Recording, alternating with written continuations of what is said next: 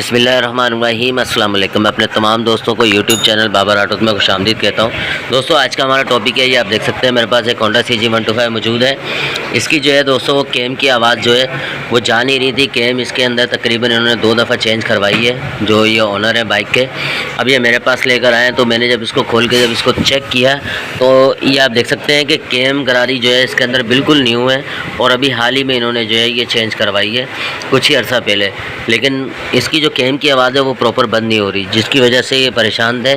तो ये भी मेरे पास बाइक आई है। तो अब ये देख सकते हैं जब इसके अंदर ये जो केम की पिन है ये इतनी लूज़ है, यहाँ पर इसकी जगह इतनी लूज़ है कि जब बाइक को स्टार्ट करते तो पिन जो है ये डिसबैलेंस होती थी। ये आप देखें तो ये पिन जो है इस तरीके से ये हिलती रहती थी।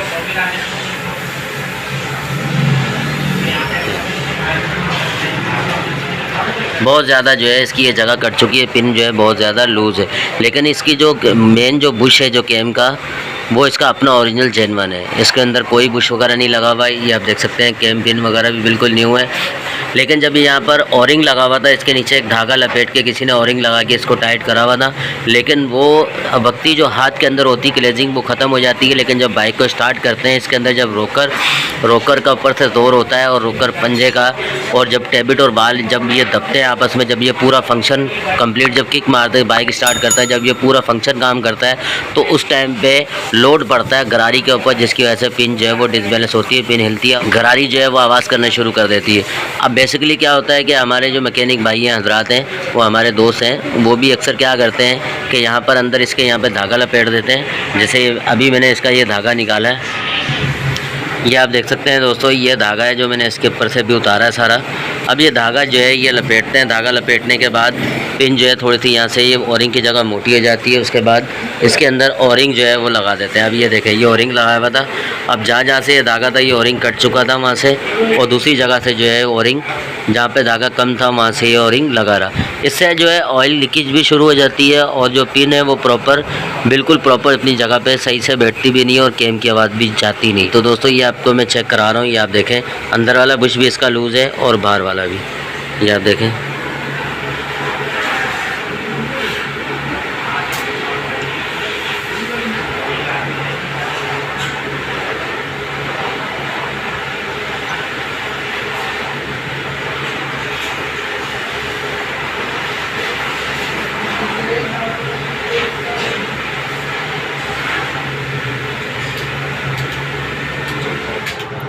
बहुत ज़्यादा जो है दोस्तों ये लूज़ है। इसके अंदर आपको झिरी भी नज़र आ रही होगी। आप देखें तो पीछे से इसके अंदर साइड से पूरी एक झिरी नज़र आ रही है, आप देखें तो ये इस तरीके से ये काफ़ी ज़्यादा लूज़ है पिन इसके अंदर। और इसको जो है प्रॉपर कैसे ख़त्म कर सकते हैं, इसकी जगह बग़ैर बुश लगाए, अगर आप यहाँ पे बुश लगवा देंगे इसके अंदर दोनों साइड पे, तो मेरा मशवरा ये है कि बुश लगाने से पहले जो पिन है इसकी ओवर साइज़ की पिन जो है वो लगा लिया करें। अब मेरे पास एक पिन है ओवर साइज़ की, ये मौजूद है, पुरानी सेकेंड हैंड है, ये बिल्कुल ओके है, ये बिल्कुल सही है, इसके अंदर फिक्स आ रही है। ये आपको मैं ये भी चेक करा देता हूँ, पिन भी बुश लगाने से पहले ये देखें ये बैठ गई। अब हम इसको हिला रहे हैं तो ये हिल नहीं रही।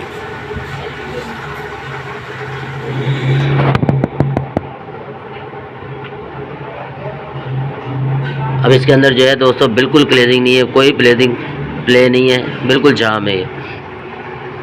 इस तरीके से अब इसको बाहर निकालेंगे, ये बिल्कुल सही है, बिल्कुल जाम नहीं है, बिल्कुल ठीक है। तो ओवर साइज़ की जो है सबसे पहले पिन यहाँ पर लगा दें। बुश लगाने से बेहतर ये है कि ओवर साइज़ की आप पिन बनवा लें। अगर तो ये बहुत ज़्यादा कट चुका है कि ओवर साइज़ की पिन नहीं आ रही तो फिर मजबूरी आप बुश लगवाएं इसमें। लेकिन बुश लगाने के बाद जो है ना इंजन का साउंड वो सही प्रॉपर जो है इंजन का साउंड आता नहीं है, क्योंकि उसके अंदर जो है एक रोने जैसी आवाज़ आ जाती है, गरारी जो है वो रोने लग जाती है। तो उससे बेहतर ये है कि आप ये पहले ओवर साइज़ की एक पिन लेके वो लगा ले। ये अक्सर लेथ मशीन वालों के पास ओवर साइज़ की पिन मिल जाती है। हमारे पास तो पुरानी जो पिन है वो मौजूद थी तो हमने लगा के इसको चेक कर ली, क्योंकि मेरे पास काफ़ी सारी पिनें यहाँ पे मौजूद है। ये आप देख सकते हैं काफ़ी सारी पिनें हैं। ये देखें ये पीतल का माल भरा हुआ है, इसको भी हमने बनाया था, और ये काफ़ी सारी पिनें कुछ इसमें पड़ी हुई हैं। तो इस तरीके से जो है वो पिनें वगैरह अक्सर मैकेनिकों के पास होती हैं। और अगर पिन वगैरह नहीं भी हो तो आप जो है किसी भी लेथ मशीन वाले से पिन लेके लाइन बोर करा के ओवर साइज़ की पिन जो है वो लगवाएं, तो इंशाल्लाह ये जो मामला है बिल्कुल ख़त्म हो जाएगा। अभी भी ये पिन हल्की सी लूज़ है, उसके लिए हम क्या करेंगे, उसको प्रॉपर कैसे सेटिंग करेंगे, वही हमारा पुराना वाला तरीका जैसे मैं पहले भी اکثر بتاتا ہوں کہ جیسے کہ پیس وغیرہ کے اور اندر کا جو بش ہے، اندر والا بھی آپ دیکھیں یہ بش جو ہے کٹ چکا ہے. اب اندر والا یہاں کا بش بھی کٹ چکا ہے، اس کو بھی سیٹ کریں گے. اور یہاں سے جو پن ہے یہ بہت زیادہ اندر جا رہی ہے، گراری اس کی پیچھے چلی آتی کیونکہ یہ پیچھے والا بش بھی اس کا کٹ چکا ہے. یہ آپ دیکھیں تو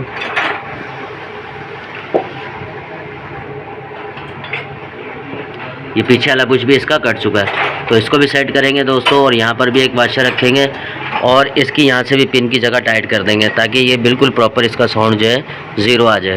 اور گراری کی جو کلیزنگ ہے وہ بھی انشاءاللہ ختم ہو جائے گی. اب اس کو ٹائٹ کریں گے پن کو. تو دوستوں اس کو ٹائٹ کرنے کے لیے وہی ہمارا طریقہ ہے. میں نے مین اسٹینڈ کی ایک پن رکھی ہوئی ہے، تو یہ مین اسٹینڈ کی جو پن ہے یہ میں نے رکھی ہوئی ہے. اس کو اس طریقے سے یہاں رکھیں گے اور اوپر والی جگہ سے پہلے پنچ کریں گے ہلکا سا، پھر یہاں سے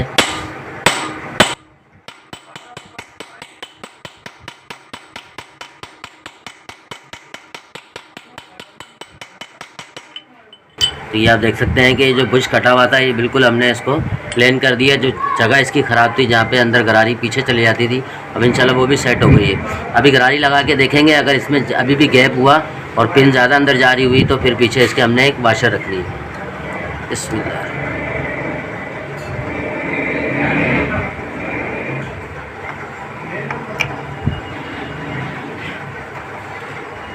کیم پن کی جو واشر ہے وہ ہم یہ نئی والی لگا دیں گے جو نئی والی کیم پن کے اندر ہے.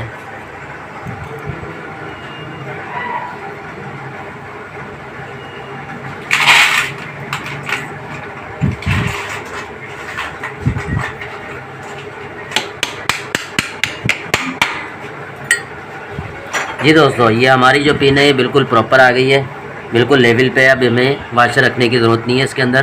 اور اگر یہاں پہ جگہ کٹی بھی ہو اور گراری کی اگر یہ سائڈ پلے آگے پیچھے کی آئے، کھڑی پلے اور سائڈ پلے، کھڑی پلے بھی آئے گی سائڈ پلے بھی آئے گی، اگر جگہ زیادہ کٹی ہوئی ہوگی تو اس صورت میں آپ نے یہ گیئر شافٹ کی پرانی واشر میں نے پہلے ویڈیو بنائی ہوئی ہے، لنک میں ڈسکرپشن میں دے دوں گا، آپ ویڈیو بھی جا کے واچ کر لینا. اس کی جو واشر ہوتی ہے وہ یہاں پر ایک پیچھے لگا دیں گے، تو اس کی یہ آگے پیچھے والی پلے اور اوپر نیچے والی دانتوں والی یہ دونوں پلے جو ہیں وہ ختم ہو جائے گی. ابھی ہماری یہ کیم بالکل سیٹ ہے، کوئی بھی پلے نہیں ہے، گراری بھی سیٹ آ گئی ہے اور اس کی یہ والی پلے بھی ختم ہو گئی.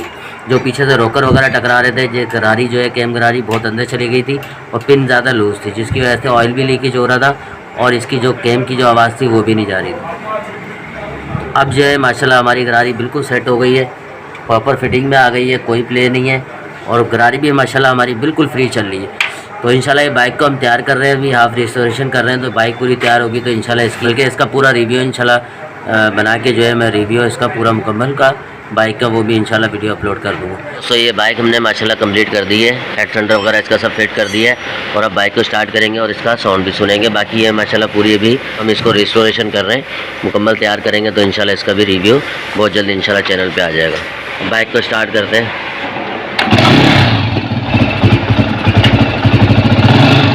ماشاءاللہ سے دوستو بہت پیارا ساؤنڈ ہے، معمولی سے ٹیبل لوز ہے اور وہ انشاءاللہ جب رما ہو جائے گی بائک ہماری تھوڑی سی چلنے کے بعد تو پھر اس کا ٹیبل جو ہے وہ ٹائٹ کر دیں گے. اور ماشاءاللہ بہت پیارا ساؤنڈ ہے. سلنسر کا بھی ساؤنڈ چیک کریں گے اسی طریقے سے.